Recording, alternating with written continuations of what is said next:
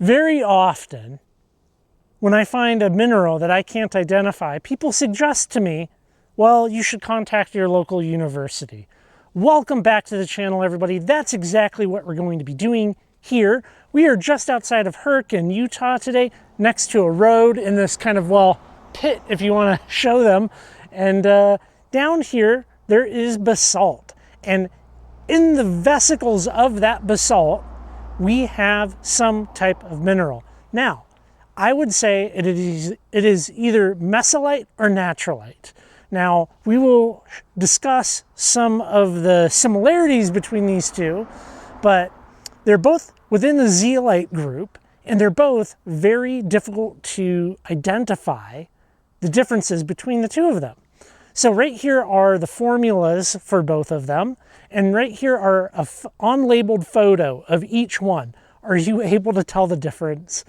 Well, I'm not able to tell the difference with just my eyes. So we're going to collect some of these, and we're going to take everybody's internet advice, and we're going to reach out to our local university who provides free identification of rocks, minerals, and fossils. So we're going to do a little bit of collecting down here, pick up some decent little specimens of these so that we can provide them with what they need, and we'll see what they have to say about it.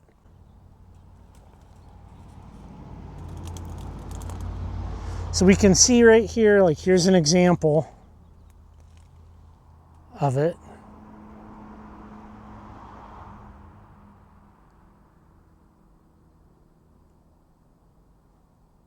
I'll be pocketing that one. And then also we'll be just taking some of this basalt that appears to have more. And, well, we will do some cracking to try to get some fresh specimens. But I think we're in a good place here.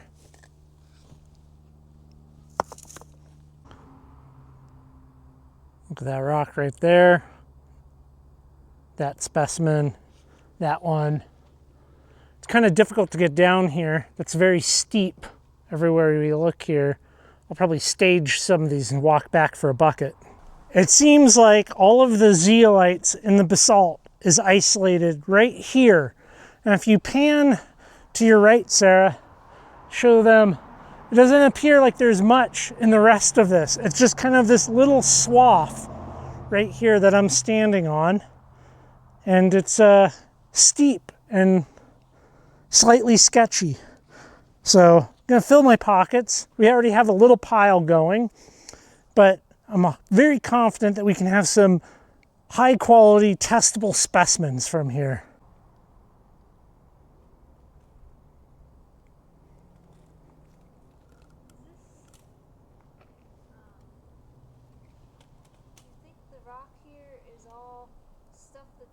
Sarah's very insightful. She brought up whether or not this material is actually from here, and I don't know. We have a road there, and we have a road up there. And this road over here is kind of carved into a hillside. So it's very likely, and from the looks of it and the geology here, that this material was probably brought up there. There's a little service road and dumped in. So this isn't like in situ rock. I honestly didn't know if I was going to find anything here, but I have enough prime specimens where I need to climb back up and go grab a bucket. I don't really have a very nice method, I guess you could say, for specimen hunting. I have this thick rubber mat here, and pretty much just sit on the floor of the shop, and I crack them. I did already take a picture, and I sent it into the university, this photo right here, and sent them all of the pertinent info, and I guess now I wait. In the meantime, though, I'm going to process down some of this stuff. I just like to use a little 3-pound drilling hammer and, I don't know, this little tiny chisel, because it's good for fine work like this. And, you know, we're not trying to get too crazy here. I'm basically looking for existing cracks and tapping, and that happens, and I look at what I got. Did I get anything? You know, and just kind of process specimens down. It kind of makes a big mess, but in lieu of a better system, 'cause some people have like a dedicated, like, I don't know, breaking area, if you will. You can get like machines that use hydraulics that have kind of like a chisel and it drives in and can break specimens that way. There's a lot of different options, but I'm still in the rudimentary phase here, I guess you could say. Yeah, so we just go through like that and we look for things, we look for different specimens that might be worth collecting and pulling out. And you just keep going and hopefully you end up with a much smaller amount of quality specimens. From that last clip until now, it's been about a month. I got a new ultrasonic cleaner back there. And of course I have some stuff mounted up. Well, I mean, this didn't exactly go as planned. I reached out via the online form to get these identified, or, one of them. And didn't hear anything back for 2 weeks. And then I resubmitted it and I didn't hear anything back. And then eventually I emailed somebody at the college and they were like, yeah, I can help you. And I was like, great. This is what we found, or, this is where we found it. I believe it to be mesylite or netrolite.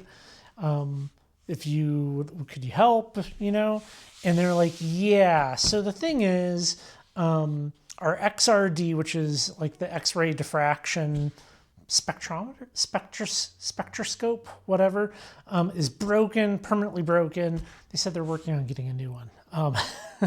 And you're like, okay, so, they're not going to be able to provide any real identification of these, which that is, of course, a bummer. I mean, I go into these videos kind of trying to be like, I have a game plan. This is how it's going to go. Here's the beginning, middle, and end. Here's the storyline, right? And it's not working out. One thing that did happen, though, which is kind of a bummer, to be honest, is the person I was emailing guessed. Okay, now the thing is, when it comes to the identification of rocks and minerals, you never, ever, ever guess. You leave something a question mark, right? That's what you do. You log the location, the GPS of where you found something. Like if you found this rock and you don't know what this rock is, that's fine. Where did you find it? That's important information. But it's a bummer because if you just guess at what something is, like, let's say I'm a random person. And I'm also a Facebooker. Somebody would find something and be like, oh, I think it's this. And then they're like, well, I reached out to a geologist and therefore they said it was this. I just had somebody guess, okay? Just because somebody is a geologist does not make them a mineralogist. Just because you're a mineralogist doesn't make you a rockhound field collector. There can be overlap between those fields, those careers, hobbies, whatever, but not necessarily, And the first rule of thumb is to never, ever just take a stab in the dark. Because, when it comes to these, you need to do an XRD analysis, and then you have to have a database. Was it like the ICDD database, where we can put in the numbers, basically, that the XRD spits out, and it will match that up with other known examples. I think is it it doesn't roll off the tongue, ICDD. They have like 98% of all minerals that have ever been discovered. Was it like 6,300 or something? All cataloged and in there so that you can take your results from the XRD and get a positive analysis, because the interpretation of the results is the important part. So, really think it through when somebody's providing you an identification. It may not be right. Usually you can trust people if they're using language like, it could be, it might be, I think it could be this. If we look at other things similar, we can see some comparisons, but especially if you're just going off of photos and not firsthand eyeballs on it. I did happen to take some more photos of these though in that time span, which, you know, I think some of these are nice. I just don't exactly know what we are looking at, and that's fine. You know, I think it's human nature to want to always put everything into a nice little box, you know, not a perky box, but like a nice little box mentally, and be like, these are the things that I found, here's the name. Like there's like a thing in your mind that just wants that, and you don't always get that. But at some point, hopefully my local college here, they have their XRD up and running, and we can go smash some stuff into powder, and we can figure out what it is. Well, there'll be a part 2 eventually. Thank you, everybody. Go check out the website, currently rockhounding.com. There's products up there. There's cool stuff. There's places to go, all kinds of great stuff. And I will catch you in the next video.